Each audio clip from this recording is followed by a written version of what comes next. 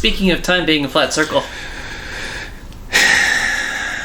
we watched Assassin's Creed from 2016, starring Michael Fassbender and Ozymandias and the Reverend Mother from Dune 2 and Spencer's mom, apparently. I don't remember her name. You do. Yes. I will keep it close to the chest. You can't have her. She's mine. I like this movie. I don't like that I like it, but it's not that bad. I have a long and troubled history with this movie. This came out when I was I was neck deep in the Assassin's Creed community. Yup. Like hard. So I was all over everything.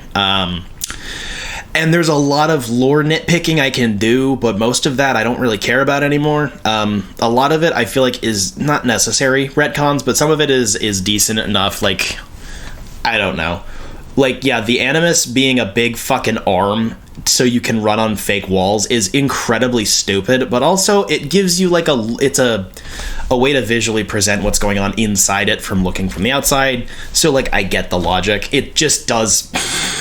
It's like, no, the Animus is like walking up to a computer game and plugging your head into it's not the same at all. But like, those sorts of things I can nitpick, but most of them I don't really care about anymore. They're just, I think most of those sorts of changes do work towards the better presentation of it.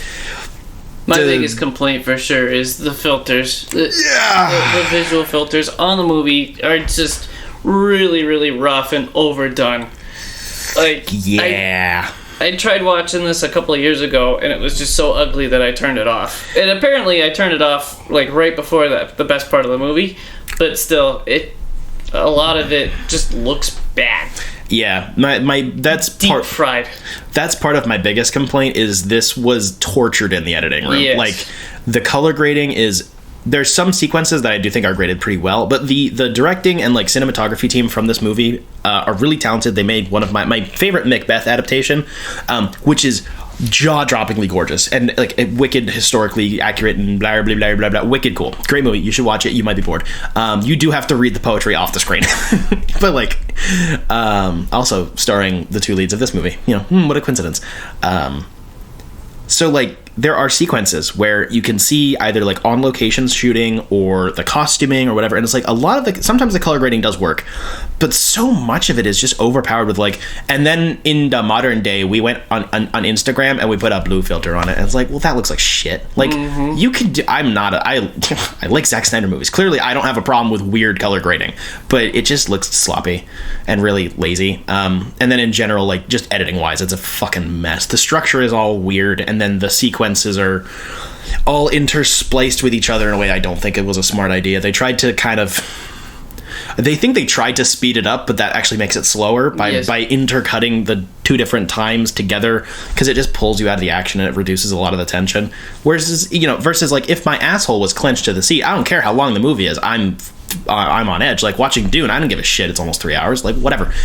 But this was just like, it's like, I think it's like 210, I think maybe, and it's like, it feels long. Even. It feels long, but it's all second act. Like the third act just kind of like plunges right off a cliff right at the end. Yep. It's just it's a shame. I'm gonna make you watch some of the behind the scenes footage, because like the fight choreography and stuff is astoundingly well done, and you can see glimpses of it here and there, but they fucking edited it to shit. You also said like they chop the fight sequences up. I think so. Like they do a lot of like speed like not like the 300 style like speed ramping where you do the like slingshotting effect of like moving time backwards and forwards and whatever, but like they definitely like randomly sped shit up and then slowed shit down, and it didn't feel conscious or like well thought through.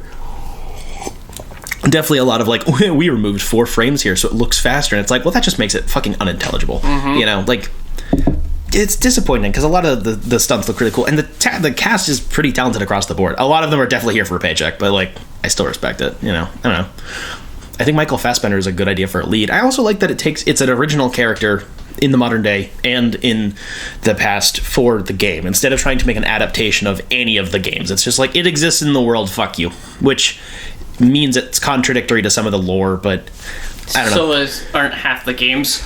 This is true, especially nowadays. Yep. So, like, I like that. I think Fassbender does okay with what he's given. They talked about really trying to make this The Matrix. Like, that was all they were talking about during production was like, yeah, so we took a lot of inspiration from The Matrix, which is pretty obvious most of the time. Yep. But, like, the logic works. You know, it's there. It just...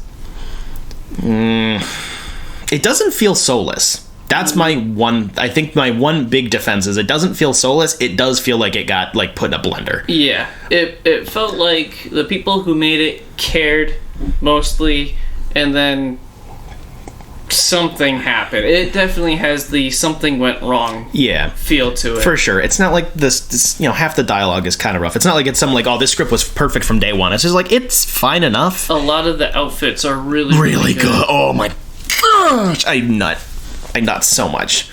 You know, a lot of the, especially the stuff in the past, I think definitely is more engaging and looks better than the stuff in the modern day.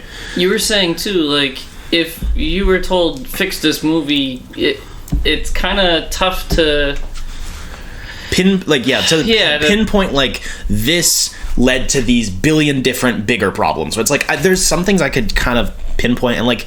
Okay, I feel like it definitely needed like a general like another couple passes to like tweak the structure and like flesh out the dialogue a little bit more. Yeah, stuff like that. But like a lot of the major linchpins, you get it because his last name's Lynch. Like I think work pretty well. I think it actually has a halfway decent understanding of like the philosophical stuff behind it. If anything, I think it actually engages with some adjacent subjects more than the games do. Not because it's smarter than the games, but because it's just going in a different direction. Where it's no. There's enough like philosophical material in here not to just be like, well, you see, Templars bad, assassins good. You know, like very dumb, boring shit, like whatever. Mm-hmm. I feel like there's definitely enough in there you could dig into because they're talking about like recidivism and like violent crime. And while that's an incredibly weird topic to like get into, it's an interesting foundation for like at least the idea of why somebody would want to utilize the Apple of Eden to like, I don't know. There's something else in there that the games just don't give a shit about. Like they're pretty clearly free will and like determinism and like whatever, and that's all great and most of them are good and I love them, but like I don't know, there was an extra like element of something in here that was like that's kind of cool about like what does genes make crime happen, which definitely could not have a racial undertone on it at all if you squint at it, but you know, you said squint because I'm racist. I like we're gonna track the magic rock from history and change the world with the magic rock. I love that all the time. Yeah. It doesn't get old. It's true. Yeah, I just it's not the best video game movie, but like I kind of feel like it's my favorite. Just like there isn't much of a time when I wouldn't like want, like I would be like, no, I don't want to watch it. Like some of it's slow and some of it's kind of boring, but like usually it's at least kind of visually interesting, at least in theory, if not necessarily in execution. And like there's something to look at and shit's going on and it's coherent. It makes fucking sense, if nothing else, which half these movies don't. So like Tomb Raider's better, but not by a lot. I was gonna say hardly, if that's true. I don't know. I would say Tomb Raider's better across the board. I'd say they're pretty even. It's better than Warcraft, which is weird because at the time I put this in Warcraft neck and neck, but that's because I was stupid in 2016. So I don't know. Like Scorpion's Revenge is definitely better because it's a that's better. I don't know. Like this is. Yeah, it's like a trifecta between. It's more like it's a quad between first Mortal Kombat, new Mortal Kombat, this, and the new Tomb Raider. Kind of like all on like the same-ish level. Where like there's a soul in here.